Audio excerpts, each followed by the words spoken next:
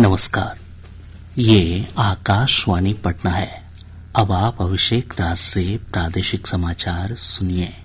पहले मुख्य समाचार।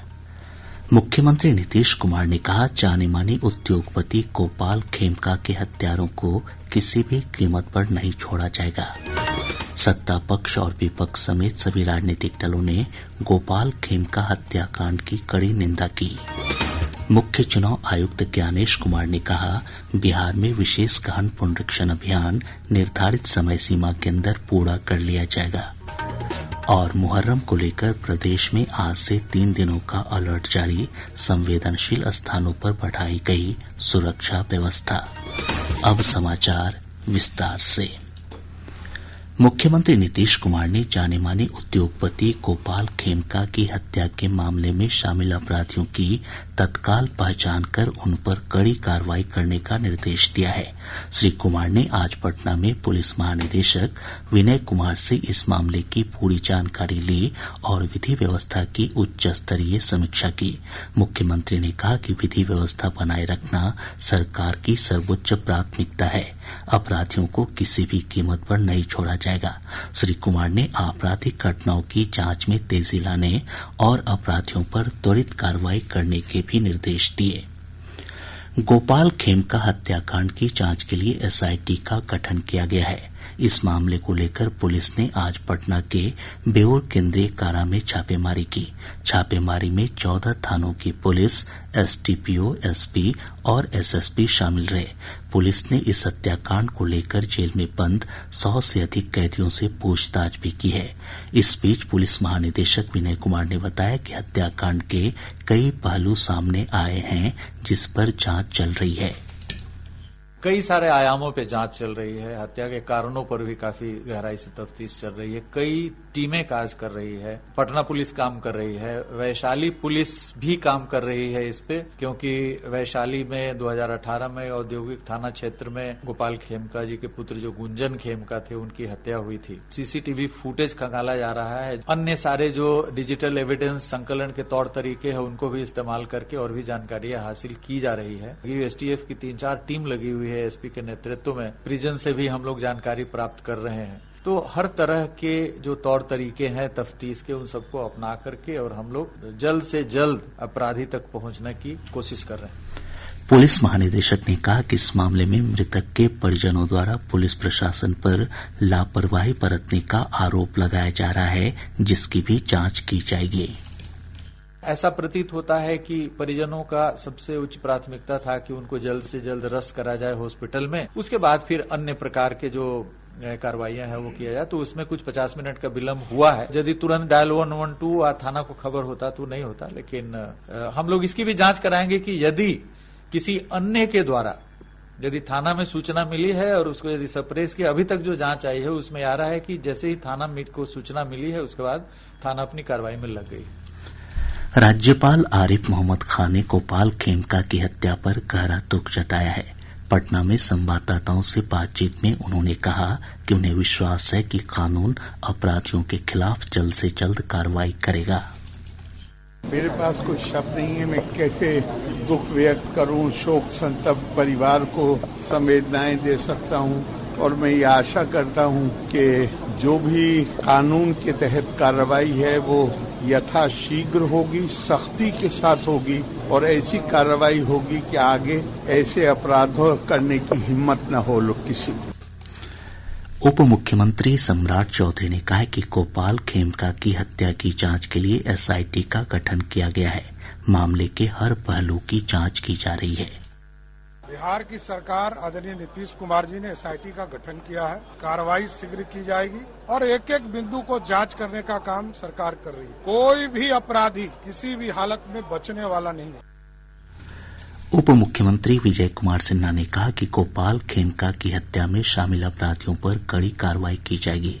मृतक उद्योगपति के परिजनों से श्री सिन्हा ने मुलाकात कर उन्हें सांत्वना दी। दुखद दुर्भाग्यपूर्ण है। मुख्यमंत्री स्वयं संज्ञान ले रहे हैं, एक्शन होगा। जिसकी लापरवाही उदासीनता से इस तरह की घटना घटित हो रहा है, उसको चिन्हित करके कार्रवाई करने की जरूरत है। भ्रष्ट पदाधिकारी भी कुछ ऐसे मानसिकता के गैर जिम्मेदार लापरवाह लोग जो घटना के बाद त्वरित कार्रवाई नहीं किए हैं, उन लोगों पर सरकार संज्ञान लेगी। लोक जनशक्ति पार्टी रामविलास के राष्ट्रीय अध्यक्ष और केंद्रीय मंत्री चिराग पासवान ने गोपाल खेमका हत्याकांड पर गहरा दुख जताया है। पटना में संवाददाताओं से बातचीत में उन्होंने कहा कि पटना के शहरी इलाके में इस तरह की घटना होना एक गंभीर चिंता का विषय है। ये बहुत बड़ी चिंता का विषय है। अगर एक शहरी इलाके में इस तरीके से खुले आम इतनी बड़ी घटना को अंजाम दे दिया जाता है, जहाँ पे व्यवस्था सब अगल बगल है, थाना बगल में है, बड़े बड़े अधिकारी आसपास रहते, अगर इतने पॉश इलाके में अगर इस तरीके की घटना घट रही है तो ये बहुत अत्यंत गंभीर विषय है। भाजपा के वरिष्ठ नेता और पटना साहिब के सांसद रविशंकर प्रसाद ने उद्योगपति गोपाल खेमका की हत्या पर गहरा दुख जताया है। उन्होंने कहा कि मामले की जांच जारी है और यदि पुलिस प्रशासन की लापरवाही सामने आती है तो दोषी पुलिसकर्मियों को भी नहीं छोड़ा जाएगा। इस घटना से मैं दुखित हूँ। मेरा क्षेत्र है, हमारे क्षेत्र का एक प्रमुख नागरिक था, अच्छे व्यवसायी थे, तो मैंने प्रशासन को, पुलिस को सख्ती से कहा है एसआईटी बनी है तो कार्रवाई होनी चाहिए, जल्द होनी चाहिए, अभियुक्त पकड़े जाएं और उनको बिल्कुल कोई छोड़ा नहीं जाए, ये हमारी अपेक्षा होगी। और अगर किसी पुलिस प्रशासन के लेवल पर अगर कोई लापरवाही हुई है उसकी भी जांच की जाए, कार्रवाई की जाए। जदयू प्रवक्ता नीरज कुमार ने कहा कि जिस तरह से गोपाल खेमका की हत्या की गई है वह एक चुनौतीपूर्ण विषय है। पटना में संवाददाताओं से बातचीत में उन्होंने कहा कि एसआईटी की जांच से पूरे मामले का खुलासा होगा। गोपाल खेमका जी यहाँ के महत्वपूर्ण उद्योगपति थे कि जिस ढंग से हत्या की गई वो हमारे लिए एक चुनौतीपूर्ण है। 2018 में इनके पुत्र गुंजन खेमका की हत्या हुई थी, उसमें भी अपराधी गिरफ्तार हुए थे, उन पर मुकम्मल कार्रवाई हुई थी। तो ये निश्चित रूप से हमारे लिए चुनौतीपूर्ण विषय है कि गांधी मैदान के बगल में जिस ढंग की आपराधिक वारदात को अंजाम दिया गया, पुलिस ने तत्काल इसमें एसआईटी गठित किया है सिटी एसपी सेंट्रल के नेतृत्व में, और हमारी उम्मीद है कि नतीजे भी बहुत जल्द आ जाए।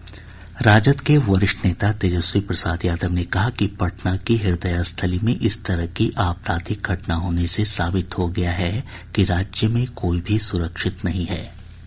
दिल दहला देने वाली घटना है। जो घटना हुई है पटना के हाट में हुई है, बगल में डीएम का घर है, बगल में एसपी का घर है, थाना है, हर चीज है, लेकिन 2 घंटे लगा पुलिस को आने में। क्यों? बिहार में अपराधियों का तांडव है, सरकार में कोई कार्रवाई, कोई सुनवाई नहीं, कोई महफूज आज के डेट में सेफ नहीं है। कांग्रेस के प्रदेश अध्यक्ष राजेश राम ने कहा कि गोपाल खेमका की हत्या से यह साफ हो गया है कि बिहार में प्रशासन पूरी तरह निष्क्रिय हो चुका है। उन्होंने इस मुद्दे पर मुख्यमंत्री नीतीश कुमार के इस्तीफे की मांग की। मैंने शुरू से कह रहा हूँ कि ये नीतीश कुमार जी के जो शासन है, इकबाल है, और जब इकबाल खत्म हो जाता है तो अपराधी तांडव करते हैं, और अपराधी जब तांडव करते हैं और उस पर आप त्वरित कार्रवाई नहीं करेंगे तो ये निश्चित है। अभी तो मैसेज जा रहा है कि पुलिस 4 घंटा बाद आती है, पोस्टमार्टम 6 घंटा बाद होती है। प्रादेशिक समाचार आप आकाशवाणी पटना से सुन रहे हैं। ताज़ा समाचारों के लिए आप हमारे एक्स हैंडल AIR News _ पर जा सकते हैं। मुख्य चुनाव आयुक्त ज्ञानेश कुमार ने कहा है कि बिहार में विशेष गहन पुनरीक्षण अभियान निर्धारित समय सीमा के अंदर पूरा कर लिया जाएगा। उन्होंने कहा कि पूरी प्रक्रिया में पारदर्शिता बरती जा रही है। इधर आज शाम तक पुनरीक्षण अभियान के तहत 95% से अधिक मतदाताओं के बीच गणना प्रपत्र का वितरण किया जा चुका है। आयोग ने एक प्रेस विज्ञप्ति में ये जानकारी दी। आयोग ने कहा कि इस अभियान के लिए 20,603 और BLO की नियुक्ति की गई है। इसके अलावा एनसीसी कैडेट और एनएसएस के लगभग 4 लाख स्वयंसेवक भी मतदाताओं की सहायता में लगे हुए हैं। राजद के वरिष्ठ नेता लालू प्रसाद को आज पार्टी का राष्ट्रीय अध्यक्ष घोषित किया गया। राजद की राष्ट्रीय परिषद की बैठक में उनके निर्वाचन की घोषणा की गई। श्री प्रसाद लगातार 13वीं बार पार्टी के राष्ट्रीय अध्यक्ष बने हैं। अध्यक्ष का पदभार ग्रहण करने के बाद श्री प्रसाद ने कहा कि वे पार्टी कार्यकर्ताओं के प्रति आभारी हैं, जिन्होंने उन पर लगातार विश्वास जताया है। को मैं पुनः बधाई देता हूँ सब साथियों को और ये विश्वास दिलाता हूँ कि आपने हम पर विश्वास किया, तो आपके विश्वास के झंडा को हम झुकने नहीं देंगे, पार्टी को कमजोर करने। तो आपको बहुत बहुत धन्यवाद, सबको बधाई, सबको धन्यवाद। मुहर्रम को लेकर प्रदेश में आज से 3 दिनों तक का अलर्ट जारी किया गया है। अपर पुलिस महानिदेशक पंकज दरात ने बताया कि 18 पुलिस जिले संवेदनशील चिन्हित किए गए हैं। इन जिलों में सुरक्षा व्यवस्था बढ़ा दी गई है। श्री दरात ने बताया कि प्रदेश भर में ताजिया जुलूस को लेकर 13,719 लाइसेंस जारी किए गए हैं। उन्होंने लोगों से शांति और सांप्रदायिक सौहार्द के माहौल में मुहर्रम मनाने की अपील की। मुहर्रम के इस अवसर पर शांति और सद्भाव बनाएं, पेशेंस रखेंगे। किसी भी छोटी मोटी बात के लिए तुरंत उलझने की कोई आवश्यकता नहीं है और एक दूसरे की धार्मिक भावना का ख्याल रखेंगे। सभी समुदाय बिना अनुमति के कोई जुलूस नहीं निकलेगा। डीजे पर पूर्ण तरह से रोक है। जुलूस में भड़काऊ नारे नहीं लगाएंगे। कोई ऐसा पोस्टर, बैनर अथवा झांकी नहीं निकालें जिससे किसी की धार्मिक भावना आहत हो। सोशल मीडिया पर अनावश्यक टीका टिप्पणी नहीं करें। तख्त श्री हरिमंदिर पटना साहिब ने पंजाब के पूर्व उप मुख्यमंत्री और शिरोमणि अकाली दल के प्रमुख सुखबीर सिंह बादल को एक बार फिर तनखैया घोषित किया है। इस संबंध में जारी आदेश में कहा गया है कि सुखबीर सिंह बादल को 2 बार अपना स्पष्टीकरण देने के लिए तलब किया गया, लेकिन वे नहीं पहुंचे। सुखबीर सिंह बादल पर सिद्धांतों, मर्यादाओं और पंज प्यारों के आदेश के उल्लंघन तथा प्रबंधक समिति के अधिकारों में दखल देने का आरोप है। मुजफ्फरपुर जिले के अय्यापुर थाना क्षेत्र स्थित एक निजी बैंक में लूटपाट की घटना को अंजाम देने पहुंचे 2 अपराधियों को पुलिस ने हथियारों के साथ गिरफ्तार किया है। एसडीपीओ विनीता सिन्हा ने बताया कि पुलिस ने लगभग 2.5 किलोमीटर तक अपराधियों का पीछा कर उन्हें गिरफ्तार किया। सीवान जिले के भगवानपुर हाट थाना क्षेत्र के मोराखास गांव में एक पानी भरे गड्ढे में डूबने से 3 बच्चों की मौत हो गई। एसटीएफ की टीम ने दरभंगा जिले के 25,000 रूपये के इनामी अपराधी मोहम्मद इमरान खान को गिरफ्तार कर लिया है। रेलवे ने मधुबनी जिले के जयनगर से आसनसोल के बीच सावन स्पेशल ट्रेन चलाने का निर्णय लिया है। यह ट्रेन 11 जुलाई से 8 अगस्त तक चलेगी। और अब अंत में मुख्य समाचार एक बार फिर। मुख्यमंत्री नीतीश कुमार ने कहा, जाने माने उद्योगपति गोपाल खेमका के हत्यारों को किसी भी कीमत पर नहीं छोड़ा जाएगा। सत्ता पक्ष और विपक्ष समेत सभी राजनीतिक दलों ने गोपाल खेमका हत्याकांड की कड़ी निंदा की। मुख्य चुनाव आयुक्त ज्ञानेश कुमार ने कहा, बिहार में विशेष गहन पुनरीक्षण अभियान निर्धारित समय सीमा के अंदर पूरा कर लिया जाएगा। और मुहर्रम को लेकर प्रदेश में आज से 3 दिनों का अलर्ट जारी, संवेदनशील स्थानों पर बढ़ाई गई सुरक्षा व्यवस्था। इसके साथ ही आकाशवाणी पटना से प्रसारित प्रादेशिक समाचार का ये अंक समाप्त हुआ। आकाशवाणी पटना से अगला समाचार बुलेटिन प्रातः 8:48 से प्रसारित किया जाएगा।